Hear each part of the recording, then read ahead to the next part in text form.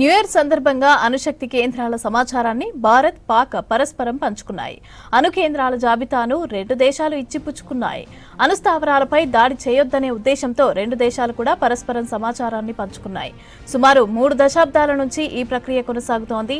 పహల్గామ్ ఉగ్రదాడి, ఆపరేషన్ సింధూర్ తర్వాత రెండు దేశాల మధ్య తీవ్ర ఉద్రిక్తతలు నెలకొన్నాయి. అయినప్పటికీ రెండు దేశాలు పూర్తి స్థాయిలో అణు కేంద్రాల సమాచారాన్ని పంచుకున్నాయి.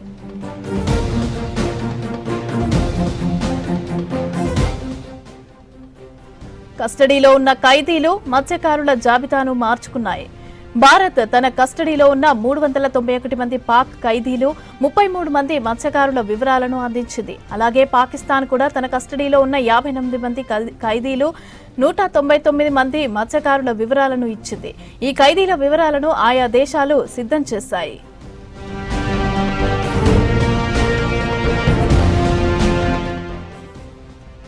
దౌత్యపరమైన రీతిలోనే అణు కేంద్రాల జాబితా మార్చుకున్నట్లు తెలిపింది భారత విదేశాంగ శాఖ.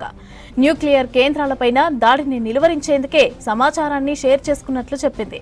1988 డిసెంబర్ 31న కుదిరిన ఒప్పందం ప్రకారం 1991 జనవరి నుంచి ఒప్పందం అమలు జరుగుతోంది. ప్రతి ఏడాది జనవరి 1వ తేదీన సమాచారాన్ని పంచుకుంటున్నాయి ఇరు దేశాలు.